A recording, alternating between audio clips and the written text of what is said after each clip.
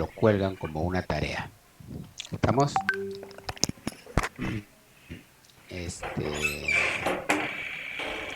el examen va a tratar pues de la norma E050, lo que hemos visto últimamente, cultura general, norma E050, E50. Vamos a ver, aparte de la norma E050, vamos a ver, la norma EG 2013, EG 2013 del MTC, en lo concerniente a Suelos, pavimentos, sus bases,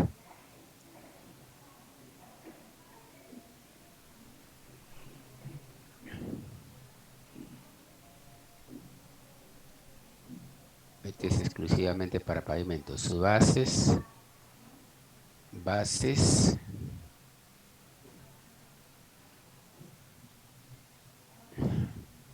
afirmados,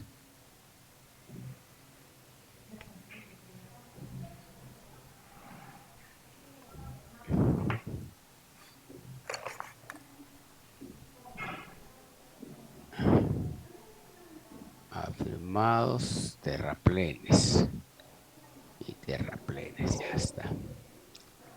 Esos 4 capítulos, a grandes rasgos, hemos visto. Ahorita vamos a hacer algunas cositas, terraplenes.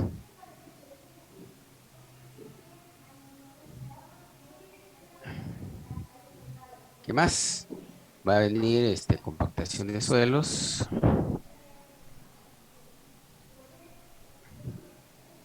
Iba a desarrollar otro capítulo, pero lo vamos a dejar para la próxima unidad, porque necesitaba 2 clases y no pude hacer clase el día lunes. Así que vamos a esa compactación de suelos. Vamos a dejarlo para la próxima unidad.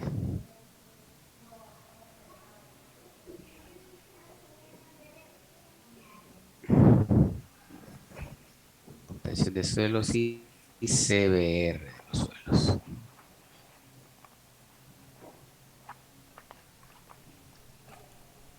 Ahí está. Es básicamente lo que siempre hemos hecho.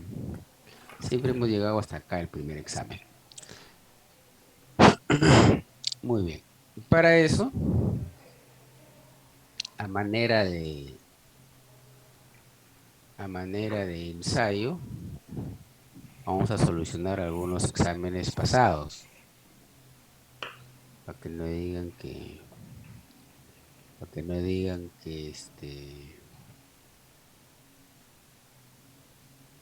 de repente dicen que no les he enseñado. Vamos a solucionar un examen pasado. Empecemos con este. Muy bien. Examen de mecánica de suelos, tercera unidad. Ya. Este aquí era un examen cuando teníamos 3 unidades, pues, ¿no? A nosotros nos va, nos va a corresponder estas 2 preguntas, ¿cierto? Norma E050, norma EG 2013. Cuando una cimentación es superficial y cuando una cimentación es profunda, de acuerdo al reglamento, ¿no? De acuerdo a la norma EG 050. EG 050. ¿Qué hemos dicho? Cimentación superficial,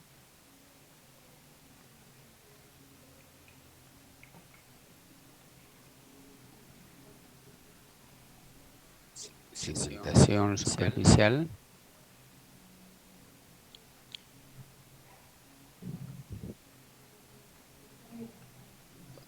Puede ser una cimentación superficial y cuando es cimentación profunda.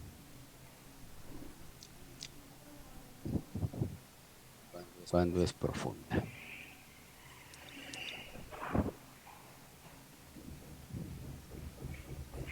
Muy bien.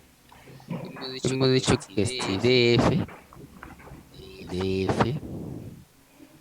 sobre B es mayor o igual que 5, creo que primero es menor.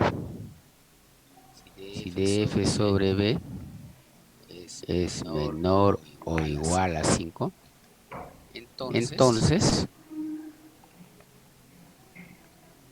es cimentación Superficial. es cimentación superficial.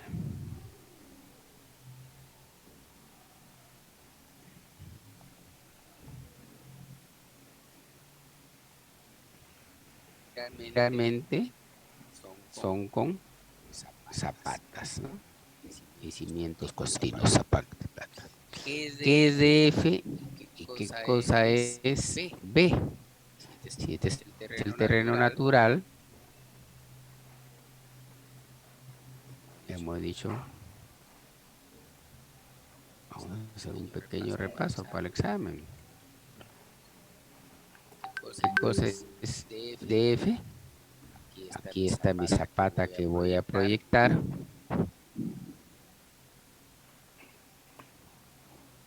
Entonces DF es esto, ¿no? Eso es DF. Profundidad de desplante. ¿Qué cosa es B? Es el ancho. El ancho mínimo, porque yo puedo tener una zapata rectangular, ¿no? Lado mínimo. Puedo tener una zapata rectangular de 2 por 3 metros. ¿A qué cosa es igual B? B es el lado mínimo, 2 metros, ¿no es cierto? Muy bien. ¿Y qué es cimentación profunda? Cuando es al revés, ¿no? Cuando DF sobre B es mayor que 5. Vamos a ver de una vez si es menor o igual o menor nada más. ¿Dónde estamos? ¿Dónde estamos? ¿Dónde estás? Norma, norma, norma, norma. ¿Dónde estás? Norma. Clases. Este, la norma de este es el eje. Examen, examen, examen, examen. Acá estaba el eje. ¿Dónde estaba la norma de cuál norma estábamos viendo? Eje de 0,50. Acá está la de 0,50. Cuando es, veamos, cimentación superficial. Estaba por acá, en el glosario de términos. Cimentación superficial. DF entre B es menor o igual a 5. Está bien, está muy bien. DF entre B menor o igual a 5. DF entre B menor o igual a 5 es cimentación superficial. Estamos, DFB. Si es mayor, es cimentación profunda. Y esas cimentaciones profundas generalmente se cumplen siempre en los pilotes. Casi siempre se cumplen en los pilotes. ¿Por qué? Porque el pilote es un elemento delgado, aparentemente, ¿no? Yo puedo tener, qué sé yo, supongamos acá mismo, el mismo DF, ¿no? Entonces aquí puede estar mi pilote. Ah, ah, ah, ah, Puedo tener el mismo DF. Acá puedo plantar mi pilote, pero el pilote, pues su B del pilote siempre es pequeño. Este puede ser medio metro, 50 centímetros. Este es DF. Supongamos el mismo DF que está acá, ¿no? El mismo DF que está acá. Entonces, ¿qué va a pasar? Si supongamos que este DF de acá era 2, supongamos que este aquí era 2, pongámoslo un poquito más para que se vea. Supongamos que este DF es 3, entonces, y este B es 1, acá este B vale medio metro y también vale 3. Acá sería DF entre B, sería 3 entre 1. Y acá sería 3 entre 0.5. Entre 0.5. Entonces acá sería DF entre B 3. DF entre B 3 es menor o igual a 5, por lo tanto cimentación superficial. Pero mira, la misma profundidad de F entre 0.5 sería 6. Por lo tanto es mayor a 5, sería cimentación profunda. A ver un ratito. Aló. Diga. Ya.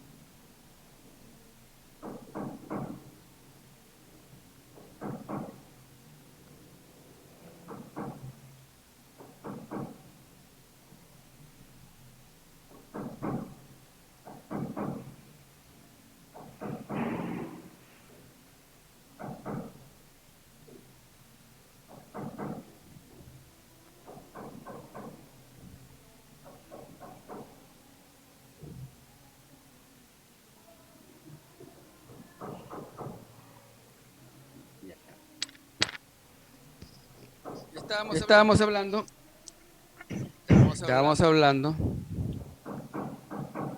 de que en este caso, ¿no?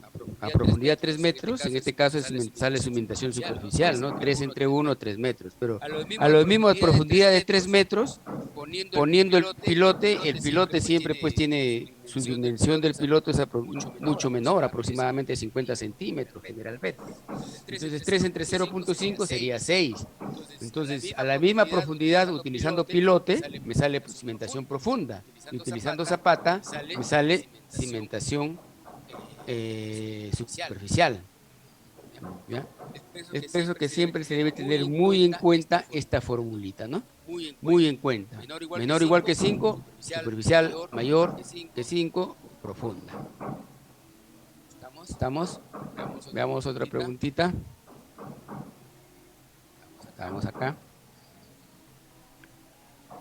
Define el término geodinámica externa. Glosario de términos de la norma E050. ¿Qué cosa es la geodinámica externa? Existen dos geodinámicas. Ustedes creo que ya han llevado geología, pero bueno, no sé si habrán,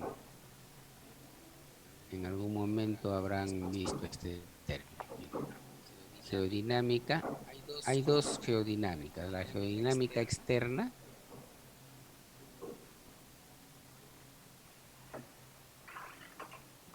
y la geodinámica interna.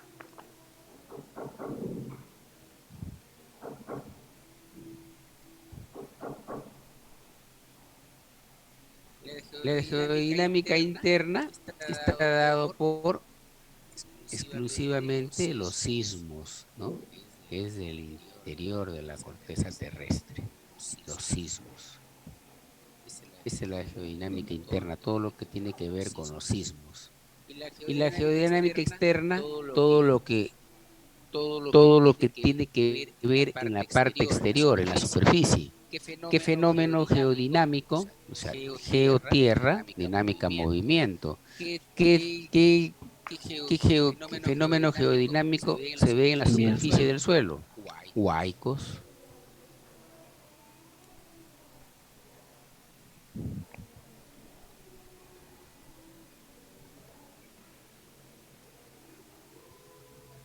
¿Qué otro problema? Eh, inundaciones.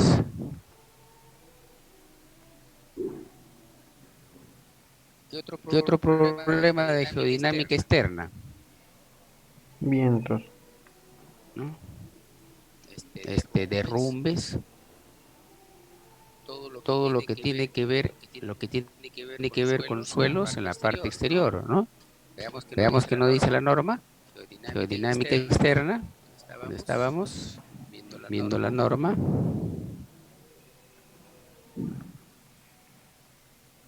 Ay, caramba, ¿dónde está la norma?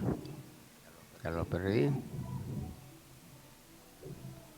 A ver qué nos dice la norma. Norma es 050. ¿Dónde estás? Caramba, ya lo perdí.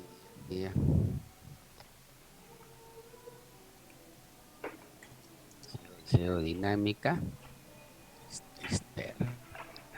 Hacer geodinámica externa. Acá está. Si están viendo, agrandé demasiado. Geodinámica externa, conjunto de fenómenos geológicos de carácter dinámico que pueden actuar sobre el terreno materia del estudio de la mecánica de suelos. Estamos, erupciones volcánicas, ¿no es cierto? Erupciones volcánicas, inundaciones, huaicos, avalanchas, tsunamis, activación de fallas geológicas.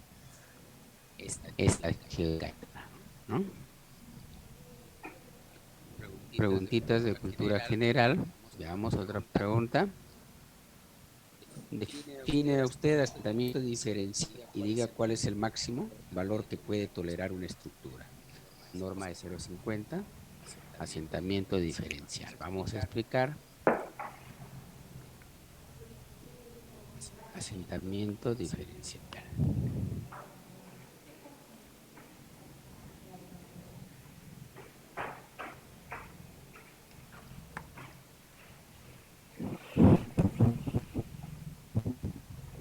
Asentamiento diferencial.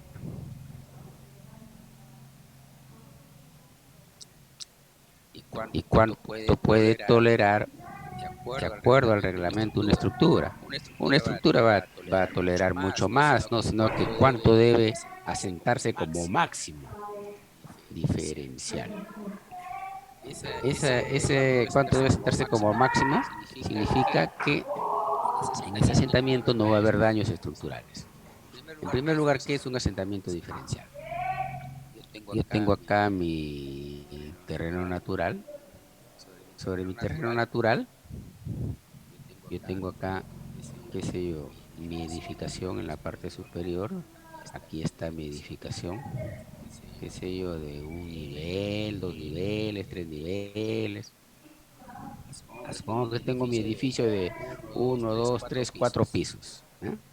Entonces vamos a exagerar. Por acá tengo yo una zapata.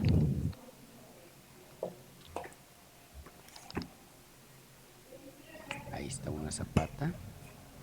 Por acá tengo yo otra zapata.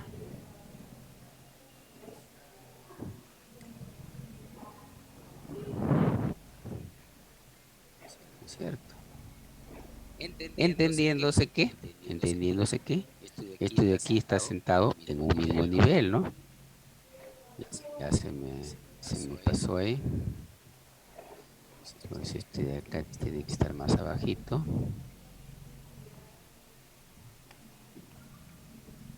entendiéndose que esto aquí está sentado en un mismo nivel.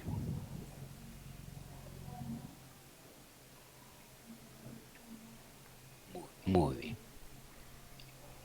Entonces, producto, se entiende que yo primero he construido esto, y después he construido, esta es la subestructura, ¿no? Esto se llama subestructura. Todo lo que está en la parte inferior es la subestructura. La subestructura. Todo lo que está en la parte superior es la superestructura. Subestructura. Y esta es la superestructura.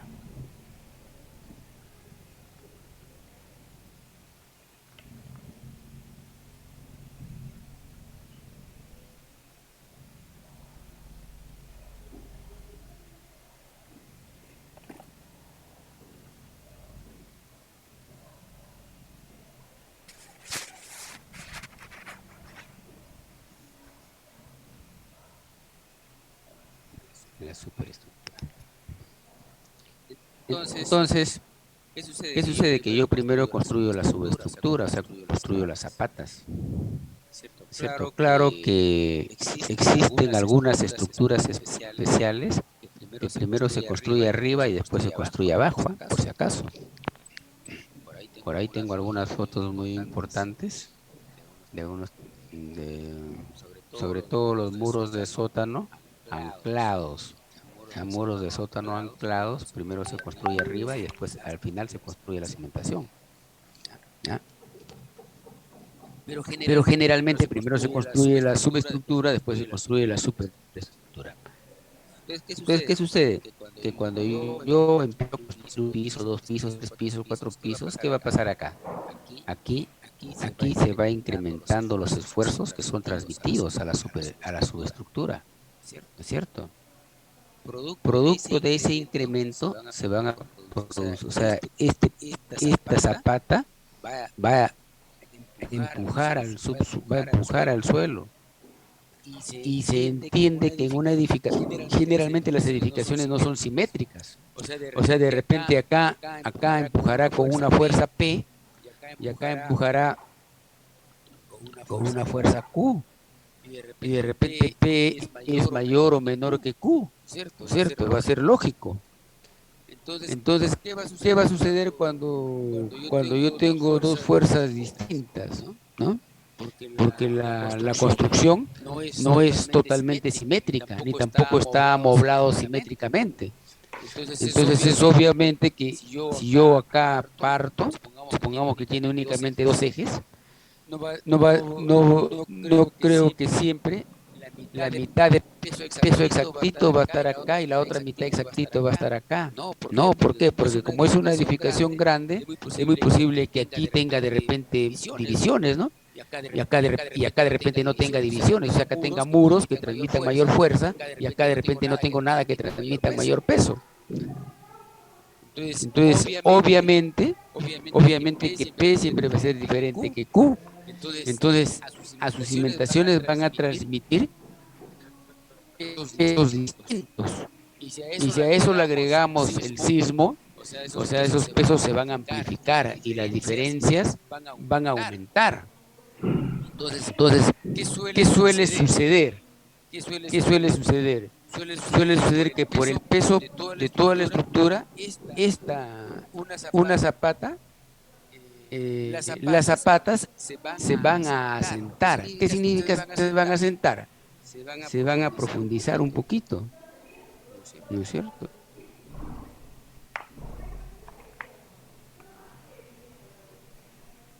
Ese es el asentamiento. Pero ¿qué va a pasar? Como los pesos no son, estoy exagerando, ¿ah? No se va a asentar la mitad, ¿no? Como los pesos no son iguales, no es simétrico, obviamente que aquí va a haber, obviamente que aquí va a haber, ¿no? Si yo me doy cuenta, miro acá, esta zapata es la que se ha asentado más que esta zapata. Entonces acá va a haber un asentamiento diferencial. Ese asentamiento diferencial, ¿no? Ese asentamiento diferencial va a hacer de que, o sea, el asentamiento diferencial ha surgido, quiero decir que el asentamiento diferencial ha surgido porque un lado de la construcción transmite mayor peso que el otro lado, uno en primer lugar. En segundo lugar, puede hacer que en este lado de la construcción el suelo está más denso y en este lado de la construcción el suelo está más débil. También puede ser por eso, ¿no es cierto? ¿Y cuál es el asentamiento diferencial? Va a ser este es el asentamiento diferencial. La diferencia entre ambos asentamientos, ¿no? De hecho que ambos se van a asentar, pero uno más que otro. ¿Y cuál es el asentamiento máximo permisible en una construcción que no debe asentarse más de eso? El asentamiento máximo permisible, que puede ocurrir sin que esto traiga daños a la estructura, dice asentamiento máximo permisible. El asentamiento máximo permisible es aquel, yo les he dicho que siempre va a haber mitos, sino que va a haber un máximo. El asentamiento máximo permisible es aquel que no me produce ningún problema a la estructura. Y cuando se produce ningún problema a la estructura, cuando ese asentamiento, o sea, esto que se ha asentado, en este caso, de aquí a acá, ese asentamiento máximo debe ser como máximo 1 pulgada. Si yo ya tengo un asentamiento mayor a 1 pulgada, el suelo no es capaz de soportarlo. Entonces yo tengo que aumentar las dimensiones de mis zapatas, tengo que aumentar las dimensiones de mi cimentación. El asentamiento máximo permisible es 1 pulgada, siempre, o 25.4 milímetros. ¿Eh? Eso está normado. O sea, yo cuando encuentre la capacidad portante de mi suelo, de características de ese suelo, yo también voy a encontrar un asentamiento máximo permisible. Y si ese asentamiento máximo permisible con la capacidad portante que yo le estoy dando me sale más de 25.4 milímetros o más de 1 pulgada, entonces yo tendré que disminuir la capacidad portante del suelo. Disminuir la capacidad portante, cuando disminuya la portante, aumentarán las dimensiones de la zapata. Entonces el asentamiento será menor. Muy bien. ¿Otra pregunta? Veamos. Define usted asentamiento diferencial. Ya vimos qué cosa es el asentamiento diferencial y diga cuál es el máximo valor que puede tolerar la estructura. Cuando se dice el valor que pueda tolerar, es aquel valor que va a tolerar sin que la estructura tenga fisuras ni rajaduras. Obviamente que si yo veo acá, yo estoy acá exagerando, ¿no? Si yo digo que esto es asentado todo esto, significa que acá hay mucho más de 1 pulgada, ¿no? Entonces, como máximo debe asentarse 1 pulgada. Cuando se asienta como máximo 1 pulgada, no pasa nada con la estructura, con la superestructura. Pero cuando se asienta más de 1 pulgada, entonces en la superestructura, en la parte superior empiezan a aparecer fisuras, empiezan a aparecer rajaduras, ¿no? Que esas rajaduras son sinónimos de asentamientos diferenciales mayores a 1 pulgada, ¿no? Que en los suelos granulares, ese asentamiento máximo, una vez que terminado de cargar, se produjo este asentamiento. En los suelos granulares, ya hemos dicho, ¿qué pasa? Que se asienta hasta que se reacomoden las partículas. O sea, las partículas ya se reacomodaron las partículas granulares y hay mayores áreas de contacto y por lo tanto ahí va a quedar. Entonces, si yo estoy en un suelo granular, tengo la certeza que por debajo de la cimentación hay un suelo granular. Eso es lo que tengo que hacer con las fisuras que me aparecieron. Las reparo y con certeza no van a volver a aparecer. Pero si yo tengo un suelo, pero si es que estoy ante la presencia de un suelo laminar, ¿Qué son los suelos laminares? Las arcillas. Estoy ante la presencia de un suelo laminar, entonces esto de aquí va a continuar asentándose. Yo voy a tener el asentamiento de 1 pulgada un día y un tiempo más allá, de repente ya van a asentarse 2 pulgadas. Y las fisuras que aparezcan por acá, si yo las reparo hoy día, hoy día queda bacán, pero más adelante vuelven a aparecer. ¿Eso qué significa?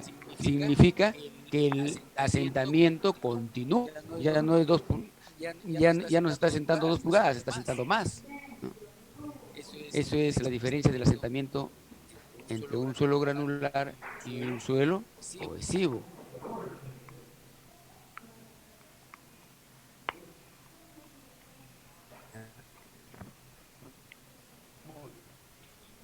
Con respecto a la norma EG 2013, diga usted las partes de un pedraplén o terraplén.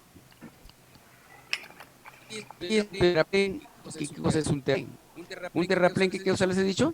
Si yo de repente vengo por acá, acá tengo una hondonada y continúo allá, y yo hago un corte acá, mi terreno está así, ¿no? Entonces yo quiero hacer un relleno, de tal manera que tenga mi terraplén, es un terraplén, esta es mi área de relleno. ¿Qué cosa es? Pregunta que estamos mal.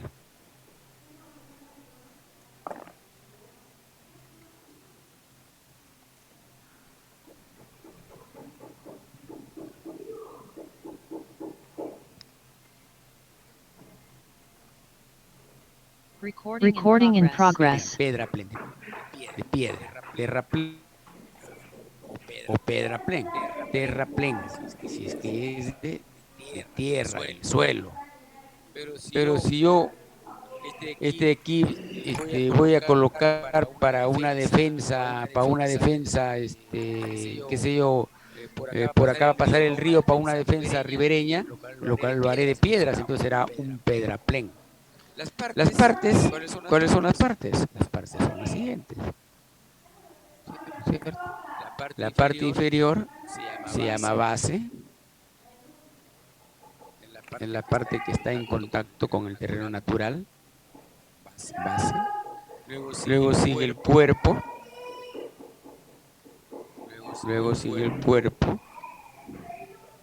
y la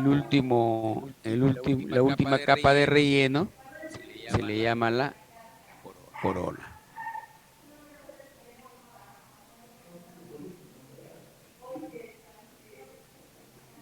La corona. Para construir este terraplén, se entiende que voy a colocarlo sobre una superficie preparada. ¿Qué es una superficie preparada? Una subrasante preparada, ¿no es cierto? Este terreno que está acá, de repente acá hay materia orgánica, ¿no? Entonces yo tengo que retirar la materia orgánica. Tengo que nivelarlo esta parte, tengo que nivelarlo la parte de abajo, tengo que compactarlo para que el peso propio de todo este terraplén no se vaya a asentar. O sea, yo lo preparo el terreno natural, limpiando, nivelando, humedeciendo y compactando. La primera capa que yo coloque será la base, se va a compactar y se compacta y se va compactando por partes. El espesor máximo a compactarse debe ser un espesor de 30 centímetros, o 0.30 metros. Yo lo compacto. ¿Cómo sé que esto de aquí, la base y el cuenta? ¿Qué me dice? ¿Quién me dice eso? Me dice la norma, ¿no? ¿Qué me va a decir la norma? Está la norma, ¿no? ¿Dónde estaba la norma? La norma es 050. La norma es 050. Yo quiero la norma EG 2013. Está la norma EG 2013, manual, MS manual de ensayos, compactación, EG 2013, lo colocamos acá, sí, desaparece, acá está, ahí está. Entonces,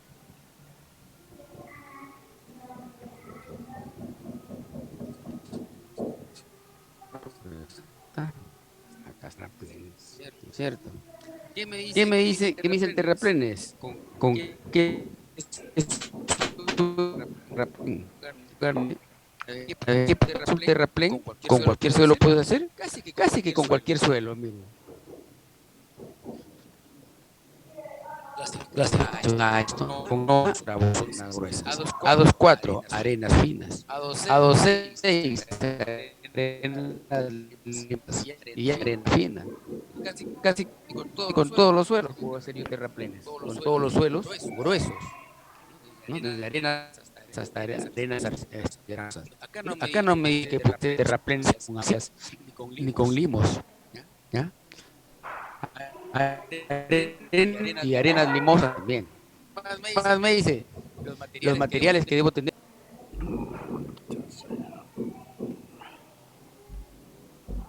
Internet por...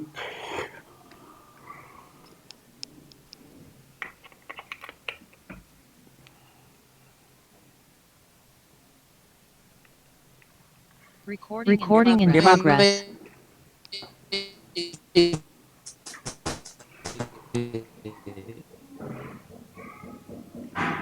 como máximo 30 centímetros. En el cuerpo como máximo 20 centímetros. La corona no debe haber fragmentos de roca. ¿Qué me dice? El índice de plasticidad del suelo con el que yo voy a hacer mi terraplén como mínimo debe ser menor a 11%, en la base, menor a 11% en el cuerpo y menor a 10% en la corona.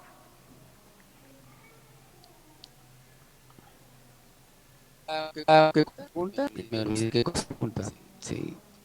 ¿Qué cosa me preguntaba este fulano?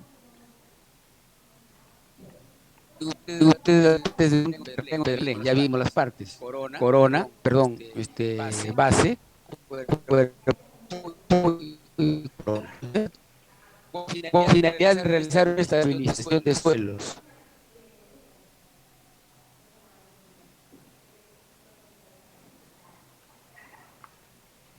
¿Cuál es la base de cuál es la razón de realizar una estabilización de suelos? ¿Cierto? ¿Cuál va a ser la razón de estabilizar un suelo? Aumentar su índice severo o aumentar su calidad de soporte y por lo tanto disminuir su permeabilidad, aumentar su capacidad. Maldita sea. Internet de mierda. ¿Ya sabe qué? No vamos, chicos, no vamos.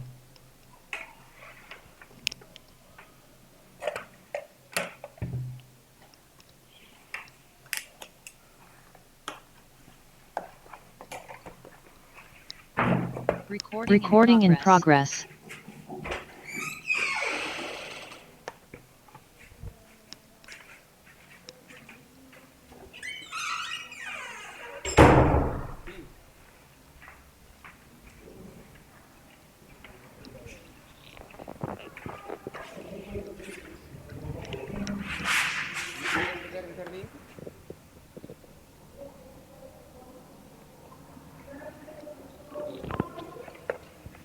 Las plantas están que se secan también ahí.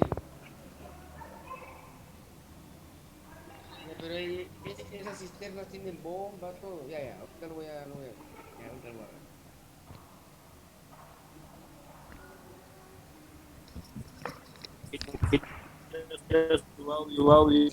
Un momentito.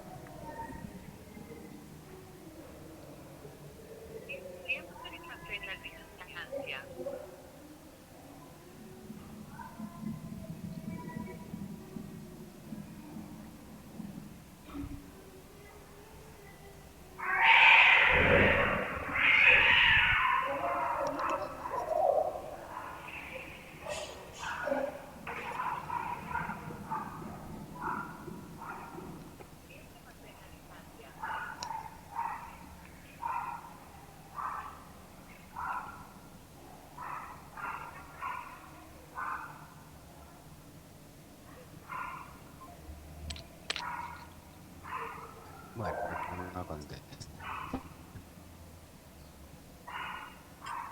La pregunta era, ya me olvidé. ¿Por qué se estabiliza un suelo? Para aumentar su capacidad de soporte. Cuando se aumenta la capacidad de soporte, sucede BRFR. ¿Cómo se estabiliza un suelo? Densificándolo, compactándolo. Significa densificarlo, compactarlo, pues, ¿no? Cuando yo densifico un suelo, ¿qué va a pasar?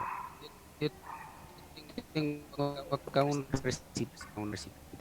Imaginémonos, ese recipiente es un pedazo de la naturaleza. Entonces, yo tengo acá un suelo, yo tengo acá un suelo. Si este suelo yo lo compacto, ¿qué va a pasar? Ya antes estaba ahora es, ¿no es cierto? ¿Qué sucedió ahí? Aumentó su densidad. Porque ese mismo suelo está en un volumen más pequeño, ¿no es cierto? Es el mismo suelo y lo compacté, densifique y en ese mismo suelo ahora está en un recipiente, ocupa una densidad lo estado porque está más denso. De repente estaba acá y yo quería pasar un carro por acá, ¿no es cierto? El carro se hundía, se iba a atollar en la arena. Después de densificado, el carro ya corre normal por acá. Entonces, eso es estabilizar un suelo. Otra manera de estabilizar el suelo es agregándole algún insumo a la superficie existente. Por ejemplo, se estabiliza con cemento, por ser suelo cemento, me resistente y transitar los carros. ¿Con qué puedo estabilizar? Se puede estabilizar con sal, se puede estabilizar con cal, se puede estabilizar con cloruro, magnesio, se puede estabilizar con agua de mar. ¿Mm? Entonces hay una serie de materiales con los que se puede estabilizar. Eso lo podemos visualizar, por ejemplo, en la norma, ¿no? Vamos a ver el índice abajo, movimientos, suelos estabilizados con cal, con cemento, con productos químicos, con sales, cloruro de sodio, con cloruro de magnesio, cloruro de calcio, con emulsión asfáltica, ¿no? Existen todos esos tipos de, incluso hay estabilizantes en la actualidad, hay estabilizantes, producto de enzimas vegetales, que no están en la norma, pero que se utiliza bastante en la selva, ¿no? Las trochas carrozables de la selva son suelos altamente arcillosos. Esos suelos arcillosos, si hay agua de mar, bacán, pues se estabilizarían bacán, ¿no? Ahí pueden estabilizar con sal, pero hay algunas enzimas vegetales que lo remueven al suelo, lo que se llama escarificar, lo escarifican al suelo, colocan, lo humedecen y esta agua con la que humedecen contiene ya esas enzimas vegetales, de tal manera que después que lo han escarificado, lo han humedecido, lo extienden y lo vuelven a compactar, queda un suelo como si ustedes han visto, por ejemplo, cuando a una madera lo colocan o lo pintan con, ¿cómo se llama? Ah, me fue. Esa laca brillante, ¿cómo se llama? A ver, ¿están atentos? Estoy hablando solo, con barniz. Imagínense una madera que lo pintan. Entonces esas enzimas vegetales que colocan en el agua para humedecer luego que lo han escarificado el suelo, lo vuelven a extender y lo compactan me hacen ver una superficie como si estuviera barnizada, sobre todo suelo arcilloso. De tal manera cae el agua, escurre el agua y no pasa nada. La carretera sigue funcionando. Si ese suelo no está estabilizado, cae el agua en los suelos arcillosos y esto se vuelve una mazamorra y por ahí no camina nadie, ¿no? En la actualidad existen un montón de estabilizadores de enzimas vegetales, ¿ya? Que no está en el reglamento, ¿no? En el reglamento hemos visto estabilizando en la actualidad, pero no hay esas enzimas vegetales. Veamos otra pregunta.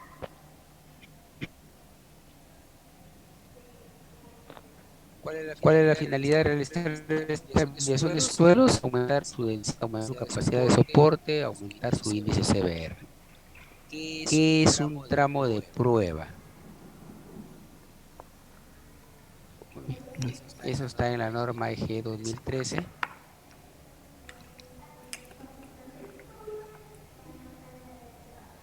¿Qué es un tramo de prueba?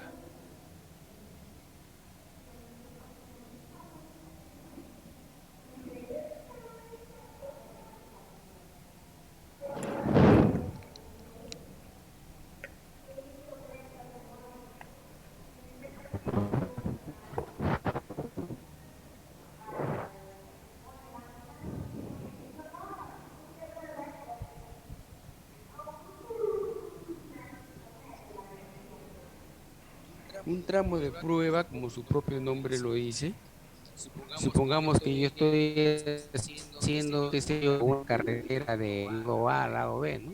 Acá estoy B y me voy a ir de A hasta B, ¿no?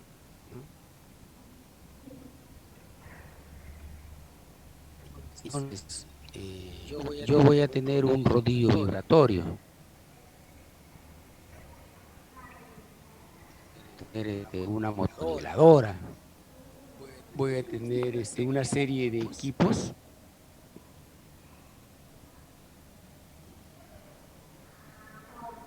que son costosos. ¿Qué es costoso? La hora máquina, o sea, una hora de este tipo es caro, ¿no? Entonces, si yo voy a compactar la carretera, pista, yo necesito saber, yo no voy a decir, ya entra el rodillo a compactar y yo soy el dueño de la empresa o soy el ingeniero, no voy a saber en cuántas horas lo compacta. Y si yo no estoy mirando, controlando ahí, el operador que está acá con el controlador que está mirando acá, se ponen de acuerdo, el equipo trabaja media hora y a mí me engañaron que trabajó 5 horas, ¿no es cierto? Entonces, una hora de esa máquina cuesta 250 soles la hora. O sea, una hora que me putreen es un montón de plata, ¿no? Que me putreen una hora en la mañana, una hora en la tarde, ¡puf! Es un montón de plata. Y una obra que a veces dura un año, se hacen millonarios los controladores. Entonces, todo ya está ya predefinido. Una persona que sabe no le pueden hacer el avión, ¿cierto? Entonces, para eso existen los tramos de prueba. Entonces, ¿qué es mi tramo de prueba? Un tramo pequeño, qué sé yo, 50 metros de largo, de repente yo soy el dueño de la empresa o soy el dueño del rodillo, ¿no? El tramo de prueba, yo coloco el material que voy a compactar con todos los parámetros que necesito. Por ejemplo, en una compactación que necesito que el material esté contenido de humedad. Entonces, estando este material en soporte un contenido de humedad, este rodillo al pasar sobre él lo va a compactar con más facilidad este suelo. ¿Eso qué significa? Que en menos tiempo va a quedar mejor. Esto debe seguir el tiempo. Yo, por ejemplo, el uso del rodillo, ¿en qué tiempo lo voy a compactar? ¿No? Entonces yo podré decir que este rodillo en 4 pasadas lo dejo compacto, lo dejo bien para el tramo de prueba. Entonces, si yo pruebo que con 4 pasadas saco la densidad de campo y me salió ok, o sea, yo ya sé que este rodillo con 4 pasadas deja compactado el suelo. Entonces este controlador ya no me va a decir, oye, ¿sabes qué? Aquí el rodillo se demoró 10 pasadas. No. Entonces, si se demoró 10 pasadas, está trabajando mal, inmediatamente lo boto, ¿no? Eso es con respecto al uso de la hora máquina. Otra cosa más, por ejemplo, con respecto a la cantidad de material, ¿no? Yo que les he dicho que si yo tengo acá una cantera, el material está en estado natural. Y este material lo excavo y lo coloco acá está en estado suelto.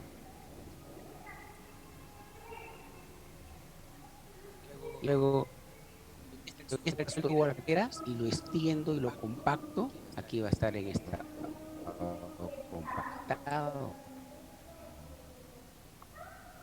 ¿Sí? Pero para que este material quede compactado a ese nivel, yo tuve la capa hasta ahí, un poquito más arriba, de tal manera que la compactadora, el rodillo vibratorio, lo compactó, este pedacito. Entonces, ¿cuánto es este pedacito? ¿No? O sea, yo voy a traer este material en estado suelto, es el que yo coloco acá. Y este es el material, lo que está con línea marrón es el área del plano, este es el plano, el área del plano, o el volumen del plano. Supongamos que el plano me manda un metro cúbico, entonces para que un metro cúbico tiene que quedar un metro cúbico, un metro cúbico posible que yo haya puesto hasta acá 1.20 metros cúbicos. Entonces, ¿cuánto más yo debo colocar para que me quede en uno? Eso lo voy a experimentar en mi tramo de prueba o mi terraplén de prueba. Entonces ahí haré por acá, lo haré. A ver, pongámoslo 2 centímetros más, ya compacta. ¿Quedó bien compactado? Sí, quedó bien compactado. Ahora veamos cuánto bajó. Hacemos un huequito. Veo, si coloqué 30 centímetros y después quedó compactado 25 centímetros, entonces yo ya sabré que hay 5 centímetros de encima tengo que colocar porque si esta cota de rasante, esta cota, este nivel no es lo que figura en el plano, entonces voy a estar colocando más o menos material y ante una problemas, ¿no? Por ejemplo, muchas veces dice 25 de base y 5 de carpeta asfáltica. Entonces mañana cuando viene la Contraloría va a excavar acá, va a excavar compactado. O sea, tiene que ver 25 centímetros mínimo. No puedo decir, no, yo coloqué 25 y cuando compactado ahora ya no hay 25, hay 20. Entonces usted ha colocado 20 centímetros y por lo tanto está sujeto a una sanción. Entonces, ¿cuánto más debo colocar? Se va a ver en el terraplén de prueba o el tramo de prueba, ¿no es cierto? Muchos dicen, yo estoy cansado de hacer yo estoy cansado de hacer pistas, por lo tanto, este material me lo pones 2 centímetros arriba, o me lo pones 3 centímetros arriba, o lo pones 5 centímetros arriba. Claro, si tú has hecho pistas toda la vida con el mismo material, es muy posible que tengas razón, pero de una cantera a otra cantera, el rango granulométrico, las características físicas del material van a variar. Entonces yo no puedo decir que siempre voy a tener yo la experiencia para no equivocarme nunca. Es por eso que siempre yo debo tener la importancia de un tramo de prueba, ¿no? Eso suele suceder siempre, ¿no? Siempre sucede porque aquí en Chimbote los contratistas, las empresas no hacen tramos de prueba. De frente traen su material y extienden, ¿no? Y después, cuando controlan la capa del material, si acá tenía que tener 30, ya no tiene 30, a veces tiene 32, a veces tiene 25, a veces tiene 28, y el plano manda que tenga 30. No, que no se puede, no como no se puede, se tiene que poder, para eso yo tengo que hacer un tramo de prueba, tengo que experimentarlo antes de colocarlo. Si tiene más, en buena hora, pues es tu problema, pero si tiene menos, sí es todo un problema. Si tiene menos, yo puedo ser enjuiciado como ingeniero, ¿no? La Contraloría me puede sancionar, ¿ya? Eso es la importancia de un tramo de prueba. Otra pregunta, ¿qué características principales deben tener los suelos a estabilizar? Creo que por ahí ya hablamos la respuesta, ¿no? Si yo tengo que estabilizar un suelo, ¿qué características debe tener? Que debe estar flojo, pues, ¿no? O sea, que no es capaz de resistir cargas, ¿no? Que no es capaz de resistir el paso del agua, ¿no?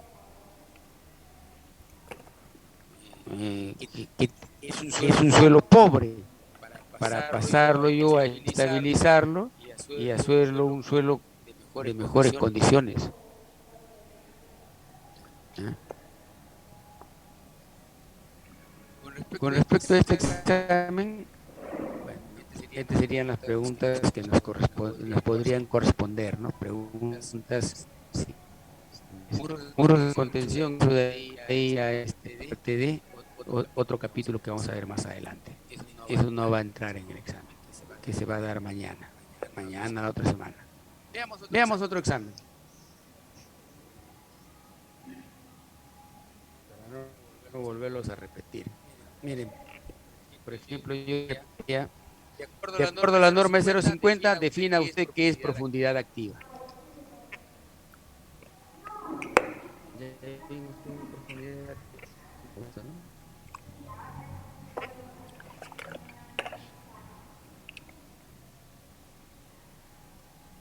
¿Qué es profundidad activa?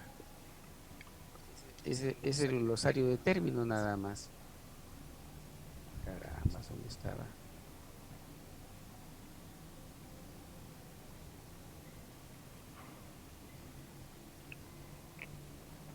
Ya está.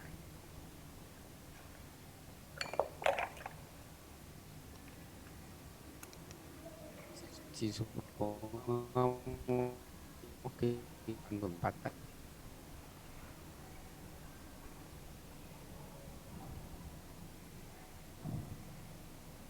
a ver si me acuerdo más o menos. Este es mi fondo de cimentación. Entonces, esta zapata va a transmitir esfuerzos.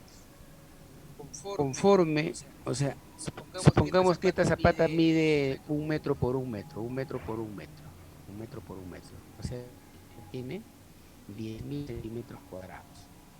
¿No es cierto? 10.000 centímetros cuadrados. 10.000 centímetros cuadrados. Y si yo acá pongo yo 10 toneladas, 10.000 kilos,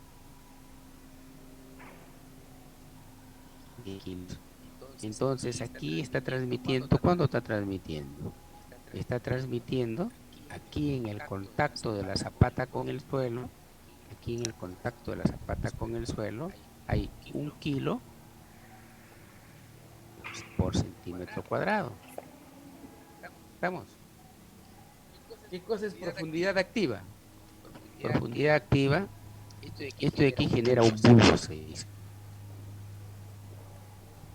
Genera un bulbo. Cada línea que tengo yo acá, cada línea del bulbo, cada línea del bulbo, o sea, en este punto y en este punto, el esfuerzo en el terreno es el mismo.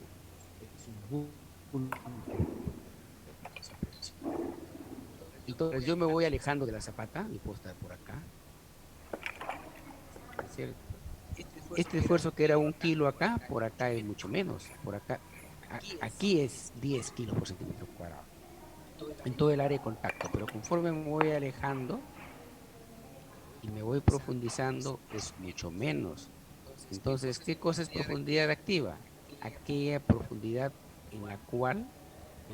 aquella profundidad en la cual el esfuerzo que transmite la estructura llega al 10% del esfuerzo que se transmite en la superficie. Quiere decir acá, si este es 1 kilo por centímetro cuadrado en la superficie, su profundidad activa será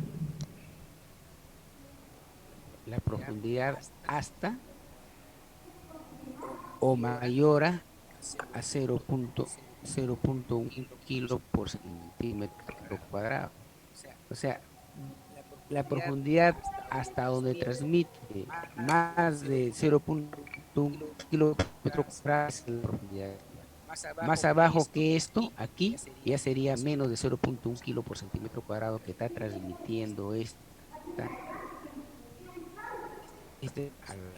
terreno, ¿no? Ese es con mis propias palabras. Veamos qué dice la norma. Profundidad activa. ¿Dónde está la norma? G 050,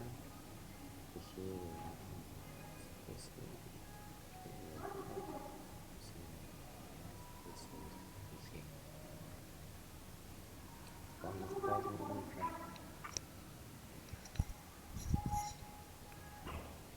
Estaba la norma 050.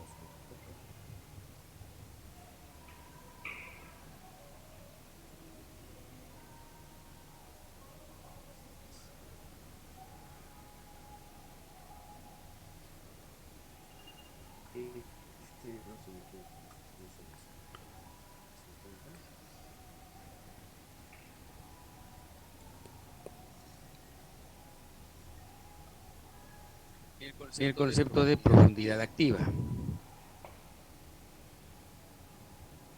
Acá está, un poquito lo agrandamos, ahí está. Expresión profundidad activa, que corresponde a la zona del suelo ubicado entre el nivel de cimentación y la isóbara, línea de igual presión correspondiente al 10% de la presión aplicada por la cimentación. Esta profundidad presupone que el suelo continúa por debajo de ella sin la presencia de rielos no controlados. Sí, ya. Estas líneas que están acá son las isóbaras o parte del bulbo. Entonces es la isóbara hasta donde me llega el 10% transmite estructura, como les decía, ¿no? Este transmite 1 kilo por centímetro cuadrado, entonces la línea isóbara donde yo tengo 0.1 kilo por centímetro cuadrado, hasta ahí es la profundidad activa, ¿no es cierto? Hasta ahí es la profundidad activa. Y se supone todo el terreno que está por debajo, o sea, todo el terreno que está por acá, es el mismo. O sea, no va a ser que acá tengo yo basura o desmonte, que es un relleno no controlado, no tiene el mismo suelo, ¿ya? Esa es profundidad activa. Bien, otra preguntita. No estábamos en otro examen. Ya está. ¿Qué es profundidad activa? Un estudio de técnica de suelos para una edificación, ¿cuál será la profundidad mínima de exploración? Y si esta edificación tuviera sótano, ya lo hemos visto, ¿no?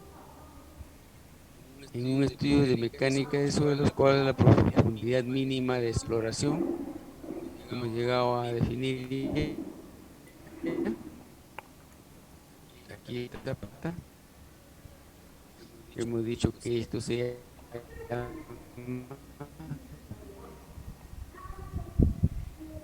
se llama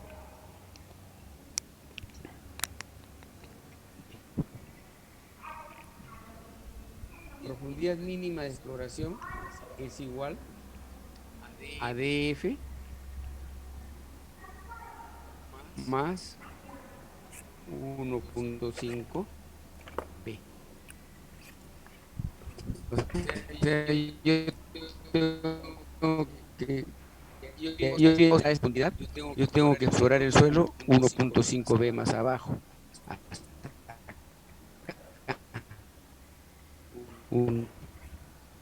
Hasta ahí tengo que explorar, ¿no? Este es DF y este es 1.5. Hasta ahí se explora. DF más 1.5 B. Y si el suelo tiene sótano y si la construcción es sótano, entonces va a ser DF más 1.5 B, pero tengo que agregarle la altura del sótano. H más DF más 1.5 B.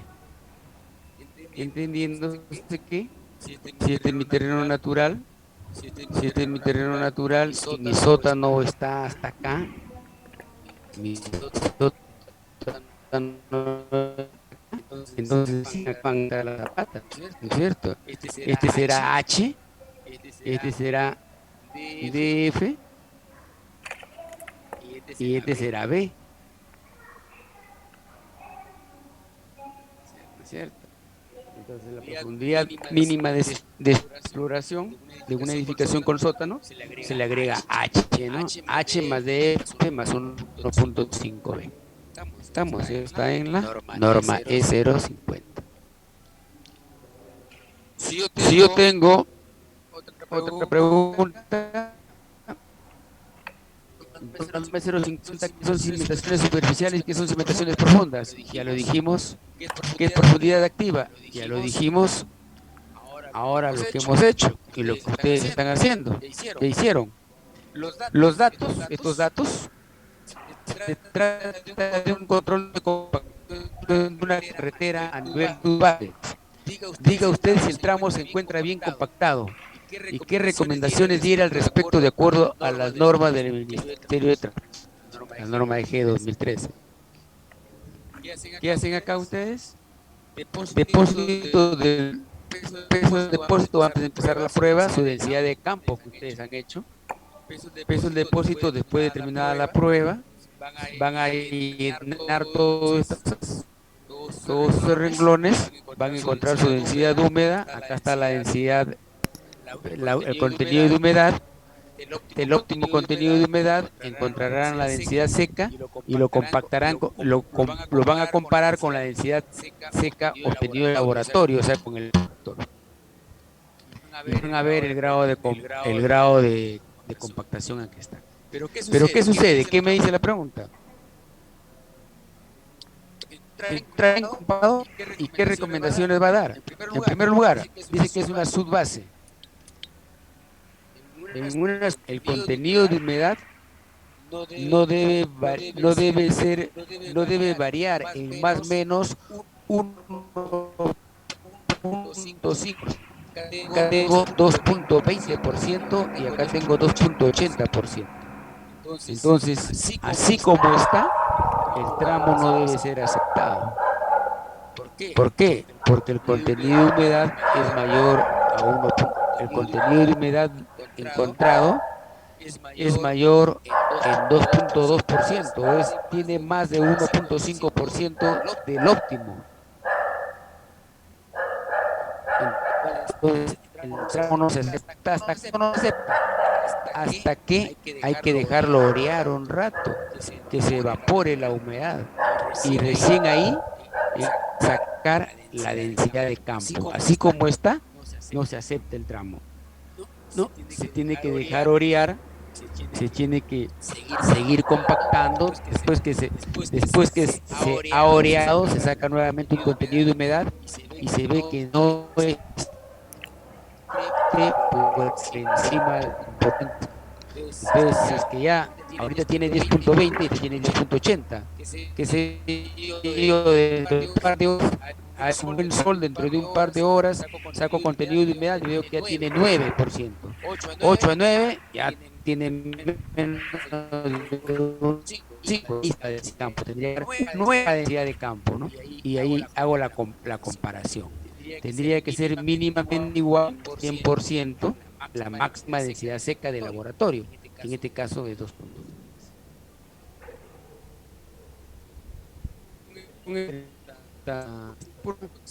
En el último, vamos al de acá.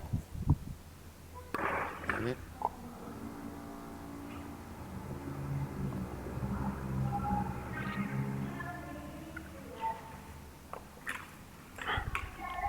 Aquí lo que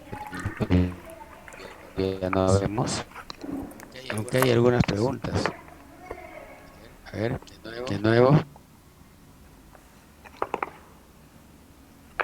Un suelo es eléctrico, homogéneo e isótropo.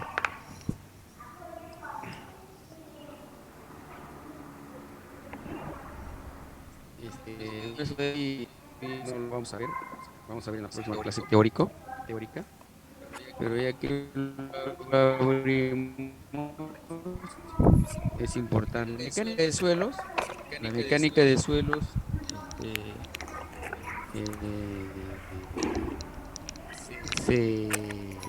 se tomó como ciencia partiendo de esto, considerando que un suelo es un material elástico, homogéneo e isótropo. ¿Por qué se consideró esto? Porque si no se consideraría así, no se podrían aplicar las fórmulas matemáticas y las fórmulas físicas para todo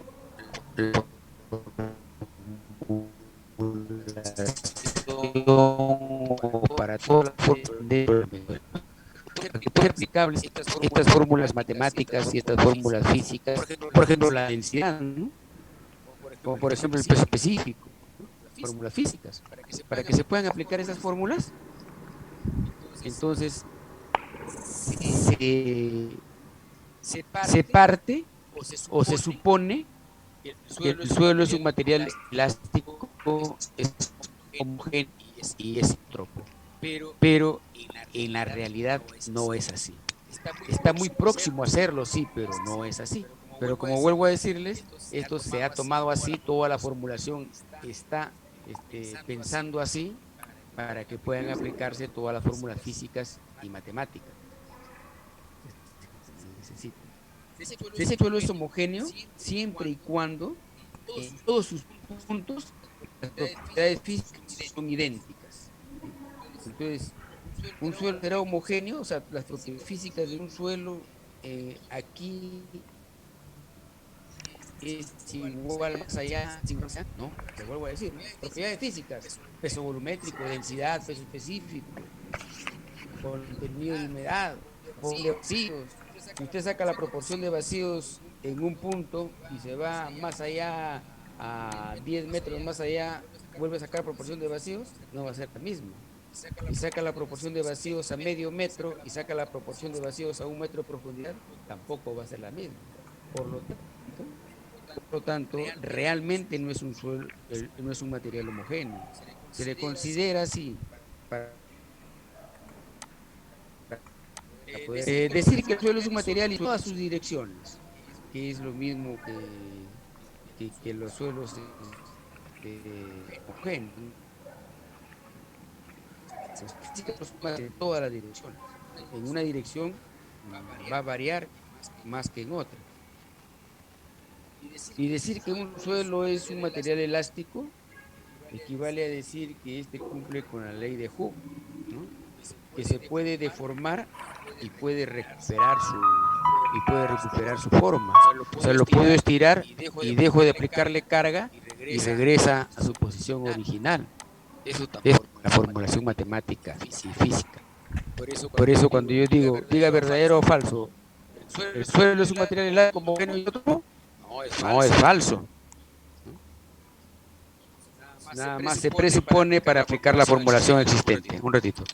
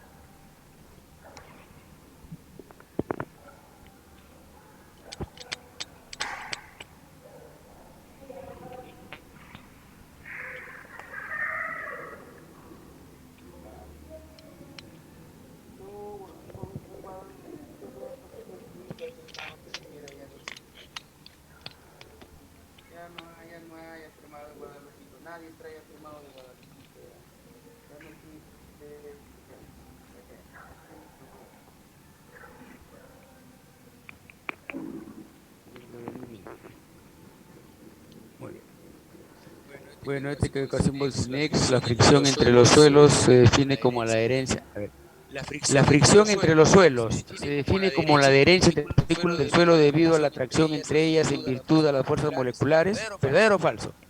Es falso. La fricción entre los suelos son las fuerzas de fricción, ¿no? que aparecen en los suelos regulares.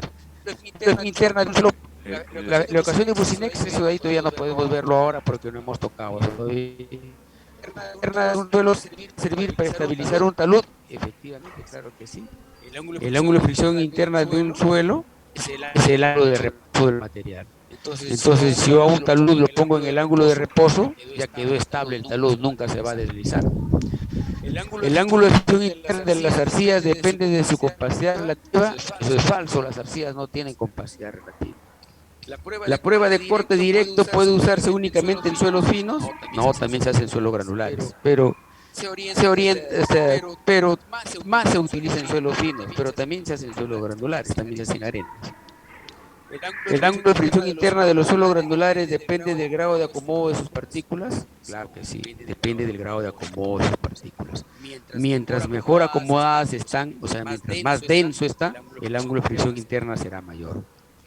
¿El ensayo CBR también puede realizarse in situ? Claro que sí, ya hemos visto, ¿no es cierto? ¿Los ensayos triaxiales determinan la capacidad admisible del suelo? No, los ensayos triaxiales que determinan la cohesión externa. Muy bien. ¿Alguna pregunta hasta acá?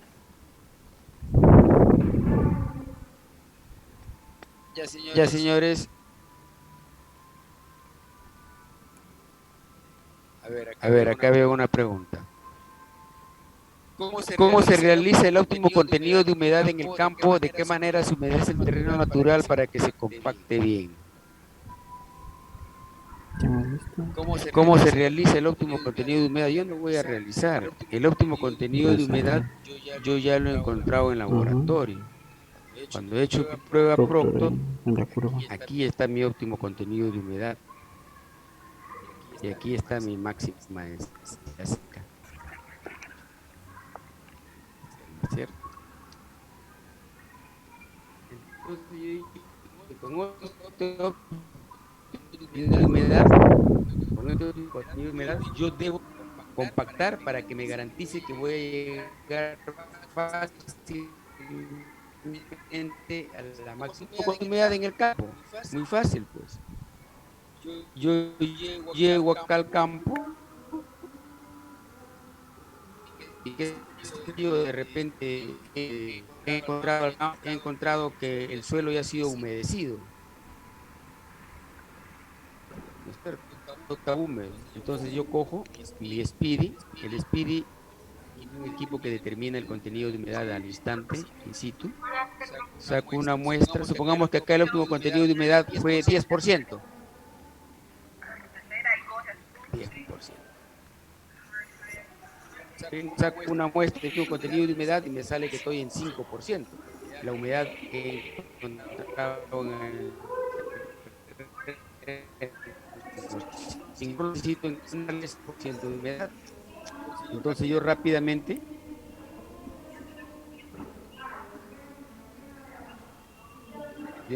agregaré 5% de humedad. ¿Cómo agrego 5% de humedad? Aquí con mi humedad, los pesos del agua sobre el peso seco. ¿No es cierto? Se entiende que yo conozco acá el ancho, conozco acá el largo y conozco su máxima densidad. Porque esto que yo con su máxima densidad lo encontré en la prueba Proctor, yo ya sé cuál es su máxima densidad.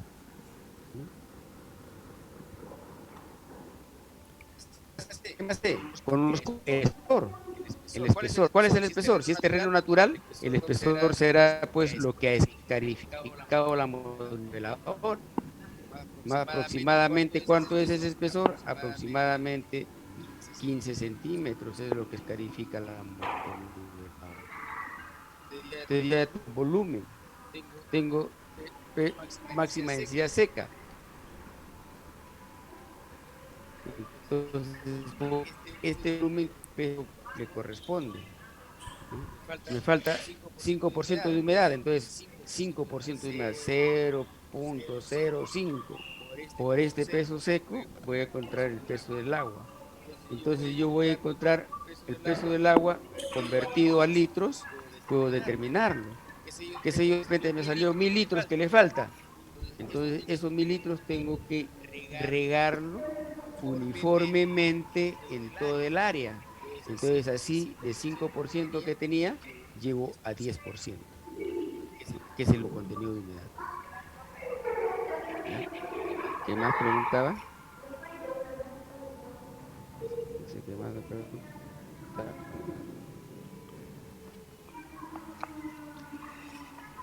La geodinámica, profesor, y las erupciones de los volcanes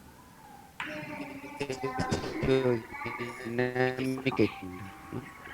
O sea, por lo que la erupción de los volcanes, si bien es cierto, del interior va a salir la lava, pero al suelo, ¿qué es lo que lo va, al suelo, qué es lo que lo va a afectar? Es la lava, ¿no? Lo que llegue a la lava, el deslizamiento de lava. Es como si fuera un deslizamiento, ¿no? Entonces va a ser una geodinámica externa. El óptimo contenido de humedad en el campo, de qué manera se humedece, natural, ya lo vimos. Y con respecto al informe de compactación, el grado de compactación debe ser mayor o menor. Con respecto al informe de compactación, el grado de compactación es lo que ustedes han encontrado. A mí no me interesa que sea más de 100 o menos de 100, o 90 o 95.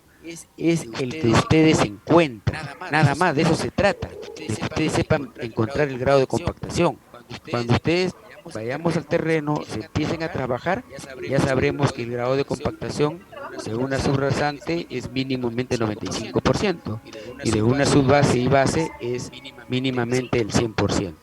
En su trabajo es el grado de compactación a la que ustedes llegan, ¿ya? No estoy diciendo que tiene que ser más o que tiene que ser menos.